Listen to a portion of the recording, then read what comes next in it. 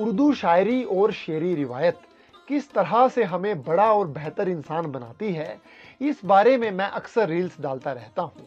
تو اسی کڑی میں یہ دو شعر دیکھیے۔ لیکن یاد رہے کہ فارسی شاعری کو شامل کیے بنا ہم اعلیٰ اردو روایت کا تصور بھی نہیں کر سکتے۔ شعر سنیے۔ میں بخورد مصف بسوزد آتش اندر کعبہ زن، ساکن بت خانہ باش و مردم آزاری مکن۔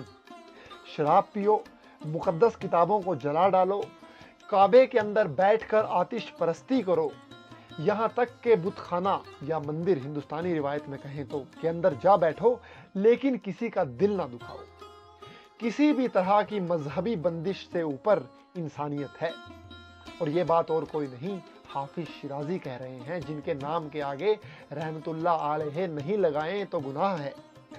خیر، اگر ہم ایران نہ بھی جائیں اور اپنے لکھنؤ کے شاعر موجز بیان آتش زبان خواجہ حیدر علی آتش کا یہ شعر دیکھ لیں تو یہی بات واضح ہو سکتی ہے۔